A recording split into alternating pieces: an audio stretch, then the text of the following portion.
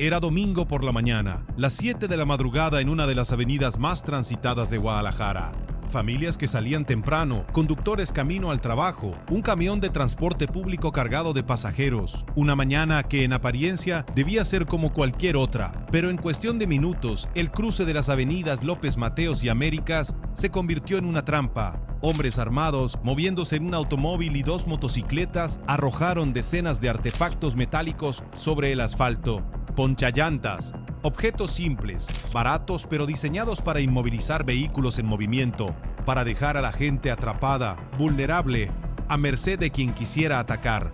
Y eso es exactamente lo que hicieron después.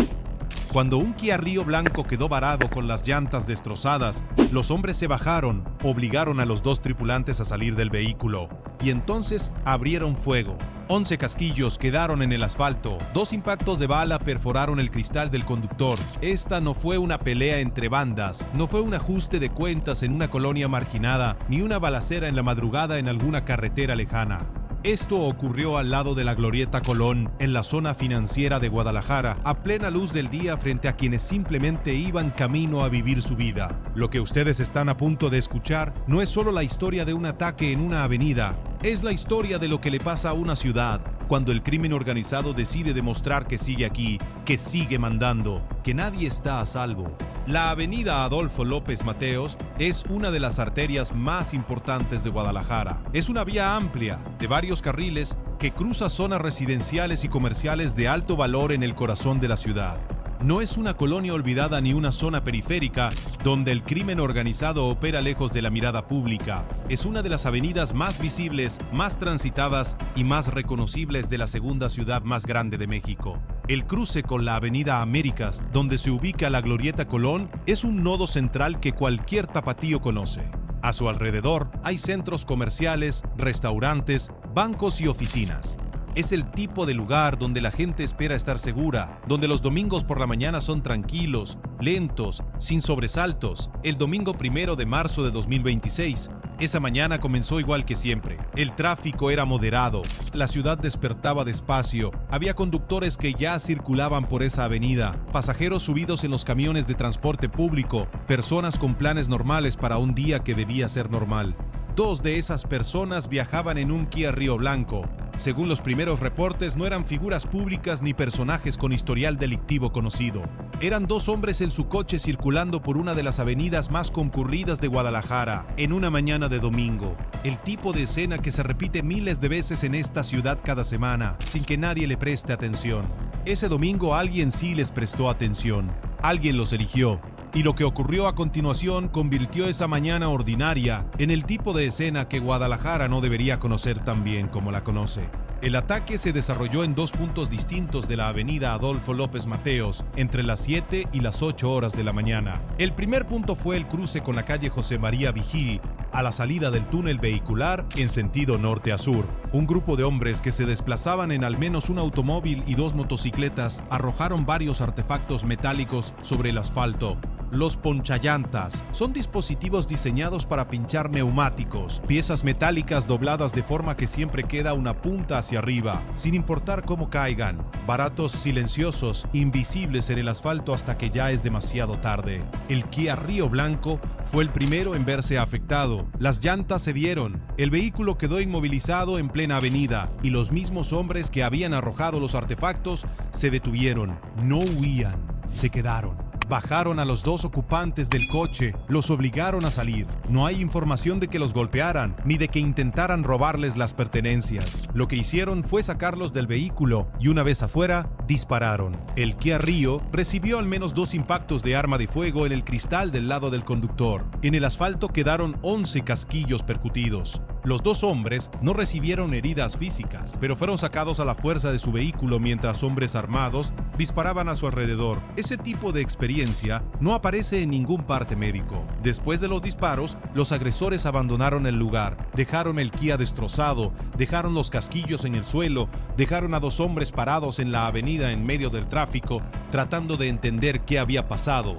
El segundo punto fue el cruce de López Mateos con la avenida Américas, a unos metros de la Glorieta Colón, Allí, los mismos u otros individuos arrojaron más ponchallantas sobre la vía. Un camión de transporte público quedó varado tras que sus neumáticos fueron afectados. Un automóvil particular de color gris también sufrió daños y tuvo que ser retirado del lugar con una grúa de plataforma. En los pasos a desnivel de ambas vías también fueron localizados artefactos dispersos, lo que dejaba claro que esto no fue un acto improvisado. Alguien conocía esa avenida. Alguien sabía exactamente dónde colocar cada pieza. Uno de los conductores afectados describió lo que vio. Los responsables se movilizaban en un vehículo con los colores de taxi y en varias motocicletas. Se mezclaban con el tráfico cotidiano. Iban y venían, tiraban los artefactos y seguían adelante. Una forma de operar que habla de coordinación y de práctica, de gente que sabe lo que hace y que ya lo ha hecho antes. El operativo duró minutos. El daño tardó horas en ser contenido y el miedo que dejaron en esa avenida no fue levantado con ninguna grúa. Cuando los primeros agentes llegaron al cruce de López Mateos y Vigil, encontraron una escena que no requería mayor interpretación. El Kia Rio blanco seguía en el carril con las llantas destruidas y los vidrios perforados. Los impactos de bala en el cristal del conductor eran visibles desde lejos y en el asfalto, dispersos con una consistencia que no deja espacio para la casualidad, estaban los 11 casquillos percutidos. Los peritos del Instituto Jalisciense de Ciencias Forenses llegaron al lugar para documentar la escena.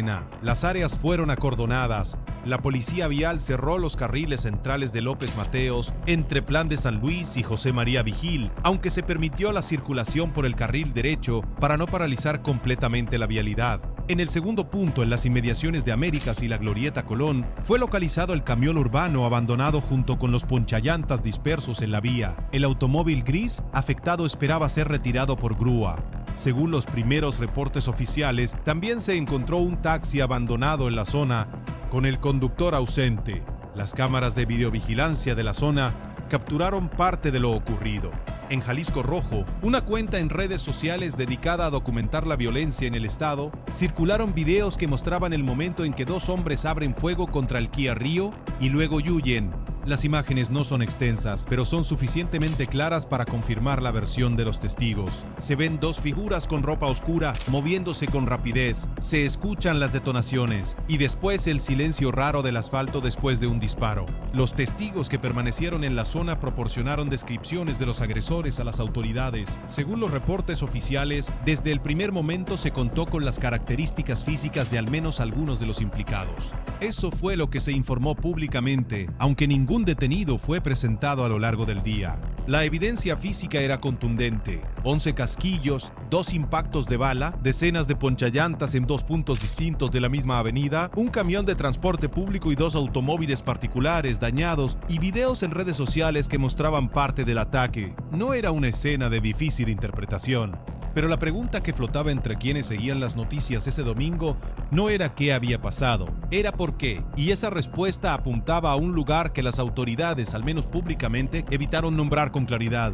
Los elementos de la Policía Municipal y Estatal de Guadalajara respondieron con relativa rapidez al reporte de detonaciones. La zona fue acordonada. Los carriles centrales del túnel a desnivel fueron cerrados. Los peritos del IGCF llegaron a documentar la escena. La grúa de plataforma fue enviada para retirar el vehículo gris afectado. Visualmente, las autoridades estuvieron presentes. La Secretaría de Seguridad Pública del Estado confirmó el incidente. En sus comunicados informó que se había implementado un dispositivo de seguridad para localizar a los responsables, que se contaba con las características de los implicados y que no se reportaban personas heridas. Ese fue, en esencia, el alcance de la información oficial disponible durante el día. No hubo detenidos, no hubo persecución documentada, no hubo conferencia de prensa donde una autoridad explicara con datos concretos qué se había hecho para capturar a los responsables. La información fue escueta, técnica y distante.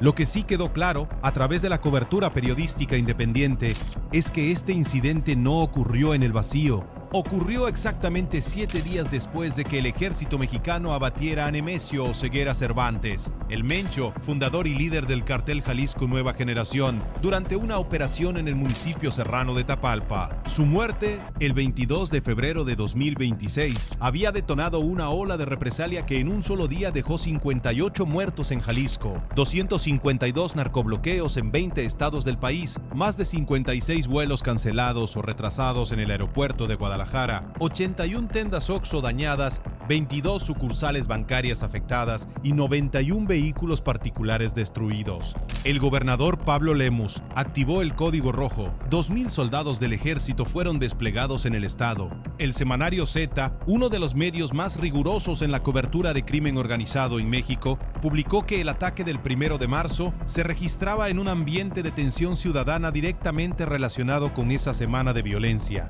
Fue uno de los pocos medios que colocó el incidente en su contexto real, porque ese contexto era ineludible. 7 días antes, el CING había demostrado que era capaz de paralizar múltiples estados de la República en cuestión de horas. Y ahora, una semana después, en la misma ciudad nuevamente aparecían ponchallantas en las calles y nuevamente sonaban disparos en una avenida principal. ¿Era este ataque una continuación del plan de represalia del CGNG? ¿Era una célula local operando por cuenta propia como lo permite la estructura descentralizada que el cártel ha construido durante años? ¿O era algo distinto, un grupo menor actuando bajo la sombra del caos generalizado? Las autoridades no respondieron esas preguntas, ni ese día ni en los días inmediatos. Y ese silencio, para miles de tapatíos que habían vivido la semana más violenta que muchos recordaban, fue una respuesta en sí mismo. En redes sociales, la reacción fue inmediata. Los videos del ataque en López Mateos circularon ampliamente en las primeras horas del domingo. Cuentas locales de monitoreo, medios independientes y ciudadanos comunes compartieron las imágenes con una mezcla de horror y resignación que ya no sorprende a nadie que viva en Jalisco, pero que duele de todas formas. Otra vez, escribió una usuaria en Exes. Otra vez López Mateos. Otra vez una mañana de domingo. ¿Hasta cuándo? Otro usuario fue más directo. Llevan una semana diciéndonos que ya se restableció la normalidad. Esto es la normalidad que tenemos. No era exageración. Era el registro de una realidad que el Estado mexicano no ha logrado contener. Desde la muerte de El Mencho el 22 de febrero, Guadalajara había vivido una semana de comercios cerrados, calles vacías, cancelación de vuelos y miedo generalizado. El gobierno federal, encabezado por la presidenta Claudia Sheinbaum, había declarado que la normalidad estaba siendo restablecida. El gobernador Pablo Lemus había dicho que las fuerzas de seguridad mantenían el control. Pero la normalidad que describían los funcionarios no era la normalidad que vivían los ciudadanos en la calle. Y el domingo 1 de marzo, con ponchallantas en el asfalto y casquillos en López Mateos, quedó claro que esa distancia entre el discurso institucional y la realidad cotidiana no había cerrado. Varios reporteros señalaron algo importante. Este tipo de incidentes, si bien menos espectaculares que los narcobloqueos de la semana anterior, son en muchos sentidos más preocupantes, porque los narcobloqueos son excepcionales. Ocurren en contextos de crisis aguda, pero los ponchallantas en avenidas principales, las emboscadas a civiles en zonas residenciales, los ataques en plena luz del día en la zona financiera de la ciudad, esos no son excepcionales. Esos son la táctica cotidiana de una organización que lleva años insertada en la vida de Guadalajara. El uso de ponchallantas como herramienta táctica del CGNG ha sido documentado en múltiples ocasiones en diferentes estados. Son una forma de crear caos controlado, de inmovilizar vehículos para robarlos, secuestrar a sus ocupantes o simplemente generar pánico. El hecho de que aparecieran en una de las avenidas más transitadas de Guadalajara una semana después de la muerte del líder del cártel habla de una capacidad operativa que sigue intacta, incluso sin una figura central al mando. Analistas consultados por diferentes medios han advertido exactamente esto. La estructura celular del CGNG está diseñada para sobrevivir la pérdida de su líder. Cada célula regional opera con relativa autonomía. La muerte del Mencho no elimina esos nodos. En todo caso, puede exacerbarlos, porque en la disputa por el control que sigue a la caída de un líder, la violencia suele escalar antes de que alguien logre imponer un nuevo orden. Para los habitantes de Guadalajara, esto no es teoría. Es la realidad de madrugar y preguntarse si ese día habrá ponchallantas en el camino al trabajo. Es la realidad de pensar 2 veces antes de salir temprano un domingo. Es la realidad de vivir en la segunda ciudad más grande de México, sede del Mundial de Fútbol 2020-26, y no saber con certeza si las calles de tu ciudad son seguras mientras el mundo pone sus ojos en ella. Los ponchallantas que quedaron en la avenida López Mateos fueron retirados eventualmente. El Kia Río Blanco fue llevado a los depósitos judiciales. Los peritos cerraron la escena, la circulación fue restablecida. Pero el mensaje que alguien quiso enviar esa mañana de domingo no fue retirado con ninguna grúa. Sigue ahí en la memoria de quienes lo vivieron, en los videos que circulan en redes sociales, en el miedo que todavía no termina de irse de las calles de Guadalajara. Y la pregunta que nadie en el gobierno ha respondido con claridad es la más importante. ¿Qué viene ahora? Porque el Mencho murió, pero el CHN sigue aquí y esta ciudad lo sabe.